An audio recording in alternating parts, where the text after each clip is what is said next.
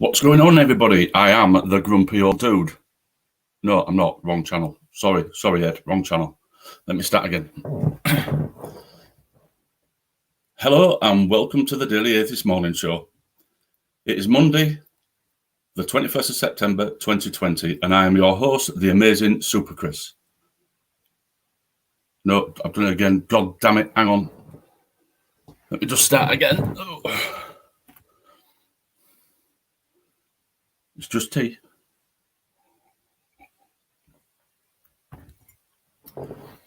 Welcome one and welcome all to the one and only Junk Shop channel, home of the Improv Bible Study, where we take the King James Bible of 1611 and tear it anew, and I've done it again, haven't I? Give us a minute. I've got a banner here, actually, that will remind me what the channel name is. You're going to love the channel name. It's taken me 3 days to come up with a really brilliant channel name. Let me just find my banner. You're going to love this. Are you ready? It is the Paul Camish Atheist Show. Isn't that a brilliant name? I don't think anybody's going to have that name apart from me. So, brilliant. Right, what's today's stream about? This is my first atheist live stream, so I'm nervous as hell. But hopefully it should go all right if I can remember which buttons to press and where to press them. Right, what we're going to be discussing today is Dr. William Lane Craig. I saw a YouTube video of him on capturing Christianity, where he's criticising a YouTube video called The Best Arguments for Atheism. And he goes through each one and he criticises them. Well, I've got two that he's done that I want to criticise. So I'll just see if I can get the right thing to share my screen. I've got my iPad at the side of me so that I can hopefully see that it all works right. Right, and here we go. Right, so hopefully you can see that screen. What I'll just need to do is just nip back in, and yeah, when I start the screen, I'm going to have to mute myself because I think it'll cause an echo if I don't. So anyway, the first one is going to be with Sam Harris. And what Sam Harris, I'll read what Sam Harris actually says, and then I'll explain what I believe Dr. Craig does. So Sam Harris says, God that our neighbours believe in is essentially an invisible person. It's a creator deity who created the universe to have a relationship with one specific species of primate. Lucky us. He's got galaxy upon galaxy to attend to, but he especially concentrates with what we do, and he especially is concerned with what we do while naked.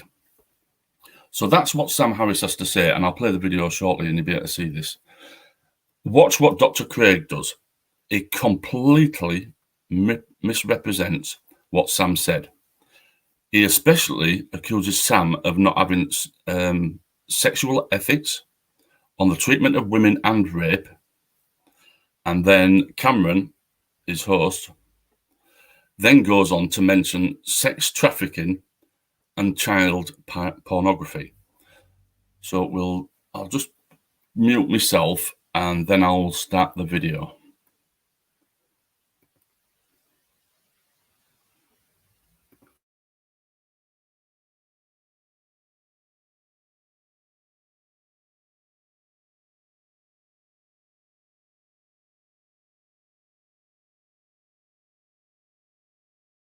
All-loving God.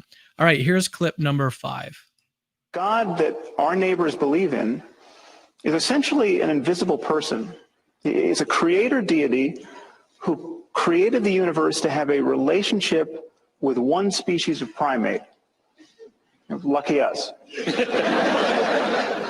and he's got galaxy upon galaxy to attend to. but he's especially concerned with what we do, and he's especially concerned with what we do while naked. Now, it's no part of Christian theism to say that the entire universe was created for Homo sapiens on this planet. For all we know, there could be intelligent life forms scattered throughout the universe. And if there are, I believe that God loves them and is concerned about them just as much as he is about us. And when you think about the point that Harris is making, it's very peculiar. Doesn't he think that sexual ethics are important? That it's important whether we treat, for example, women with respect or as mere objects? Does he think that rape is morally indifferent? If there is a loving God who created us, shouldn't he be concerned about how we behave towards one another? And especially with regard to sexual ethics, I would think a God who was indifferent to that would not be a good God. So apart from the sort of good comedic timing that he has, I don't see anything in what his remarks, that was substantive or important. Yeah, that's a good point. I mean, he did have good comedic timing. Got to give him that. He did. But I think that it's rehearsed. You know, you can just tell these lines are practiced to get a good laugh.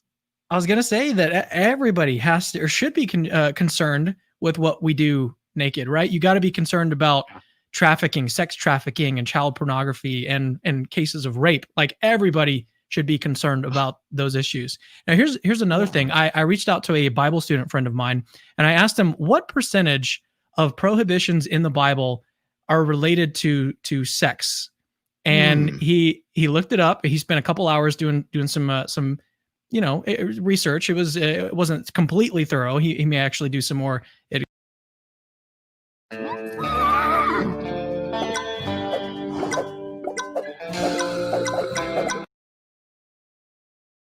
It kind of piqued his interest. But the point is that at the end of his research, he found that there was only about 1 to 5% of the prohibitions in the Bible have to do with sexuality or sex. Which is interesting. Really rather surprising when you think how human sexuality is so enormous an influence upon human behavior and our comportment with one another as human beings. I would think this would be a major, major part of our interactions with each other. But that's fascinating that, in fact, most of the biblical prohibitions have nothing to do with sex. Yeah, they do have to do with what you do with your body, but not necessarily what you do while you're naked. Yes, and with loving your neighbor as yourself and so forth. Yeah, and I was going to say that I think that his comment and the fact that the audience laughed and everything, I think this kind of actually speaks more about Sam Harris and culture than it does about Christianity. How so? Well, I think that people, the fact that they were laughing at it sort of suggests that it's more of a focus, these questions of what we do with our bodies. And that's what culture sort of focuses on, homosexuality and these other questions. I think more people, circumcision, these questions of circumcision, people focus on these particular things, and Christians, I think, do that too. We focus on certain things that interest us or don't interest us, and we kind of ignore all of the other prohibitions. So I think it kind of sheds more light on the psychology of Sam Harris than it does on Christianity. All right, here's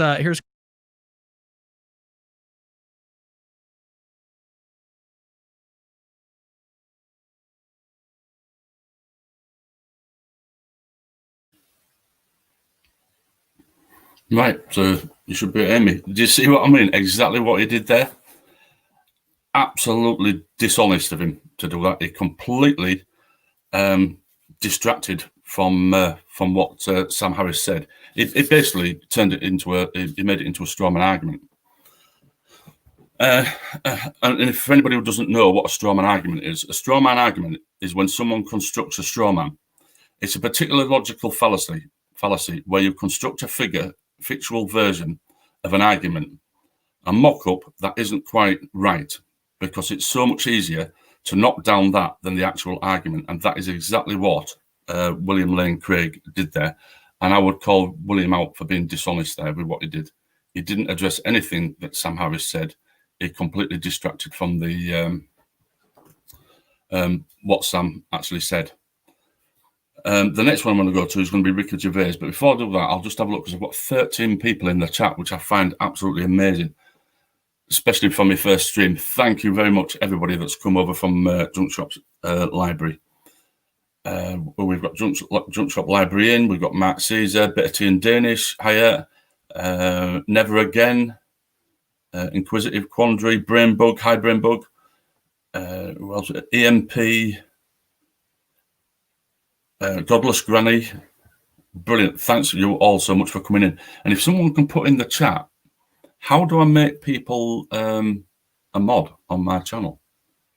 Because I've got no idea how it works. So if somebody can tell me how I actually make somebody into a mod, that'd be really helpful. Right, so the next one we're going to go to is Ricky Gervais. Basically, this is basically Ricky's criticism is basically about religion and the mistreatment of the LGBT community. Watch again how Dr. Craig again misrepresents what Ricky is saying. Somehow being tolerant of the LGBT community could lead to accepting paedophiles and even calls for it to be dangerous. So I'll go into that one and you can watch exactly how he does that. I'll just mute myself before I set the video going.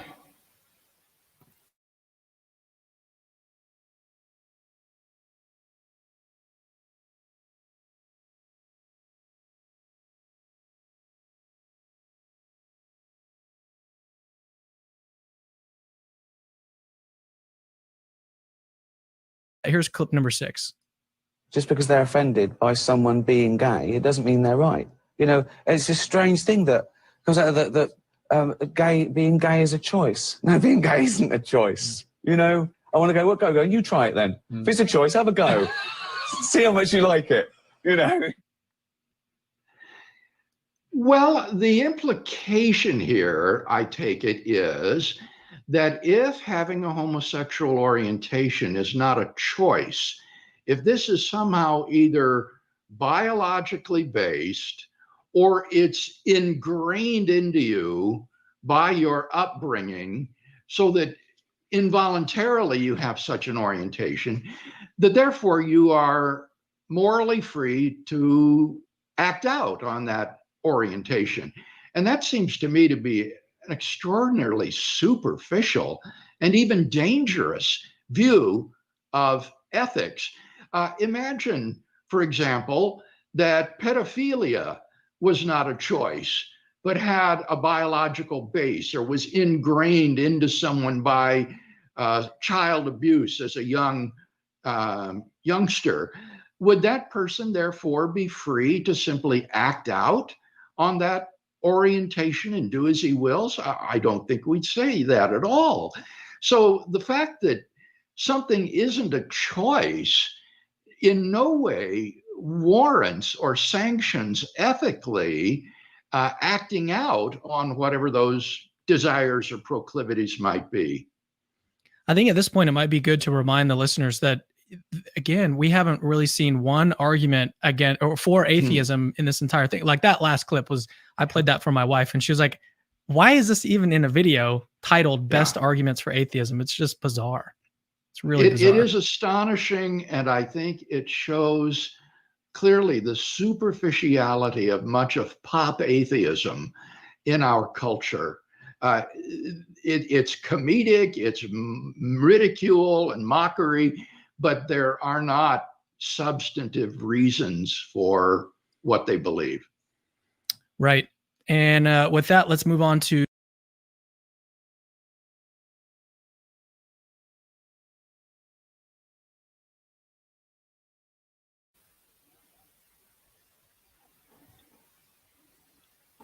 Right, that's me back on then. I said, absolutely disgusting, I think, what he's done there. To actually imply that to be accepting of the LGBT community can somehow lead to paedophilia is unbelievable. In this day and age, I can't believe that people still believe or still come out with something like that. I find it absolutely disgusting. What he doesn't realise, or he fails to acknowledge, I think, the difference between the LGBT community and paedophiles is one as consenting adults and the other doesn't. So in no way, by accepting the LGBT community, is it going to lead to also the acceptance of paedophiles. Even if it is genetic, it probably is. It probably is an illness. It probably is genetic in them. They probably can't help it. But that in no way is going to lead to paedophiles. Again, he just distracted from the argument. All he did was make a straw man argument to make himself look good, because he couldn't actually address what they were saying. And my message to William Lane Craig would be, when he calls it dangerous to be accepting of this, I would say it's religion that is dangerous. Religion is what throws gays off rooftops. Religion is what justifies male and female genital mutilation. Religion is what encourages conversion therapy. Religion is what tells the LGBT community that they are condemned to hell. And religion is also what flies planes into buildings. So that's my only comments that I've got for that particular person. I'll just remove that screen sharing now, because there's no more for that to go on. And I'm big again. So yeah, that's my first live stream. So I hope it went all right. I hope you all enjoyed it. The reason I decided to go live, at the weekend I was on Otangelo's channel. I was having a chat with Otangelo. Anybody that's in the atheist community on YouTube, we all know who Otangelo is. Anyway, I was on his channel, and I was chatting to him, and he called me an atheist, a prolific, I think. He might not use the word prolific, but he certainly called me an atheist activist. And I said, I'm not an atheist activist. He says, yes, you are. He says, I've seen you on plenty of streams. He says, I've even seen you with, on one of the streams, with the Daily Atheist Show t-shirt. So I thought I'd wear it tonight, just in case he was to pop in. I don't think he will, because I wouldn't have thought he'd followed me. So I thought, well, if I'm going to be accused of being an atheist activist, I'd best get my finger out and be one. So I thought I'd jump on and have a go. So that was my first one. And I'd just like to thank you all for coming in. I don't know, I'll have to have a look through the comments. I'm having to do it on my phone. I've got a laptop here, I've got my phone here, because it seems to take hours for the chat to come through on StreamYard. Yeah, Brainbug said the same thing. Two consenting adults. Absolutely agree. That's the difference. I think he knows this. He must do. Let's see if that shows. Hey, I'm learning all these little buttons I'm pressing. Yeah, exactly. None of your business.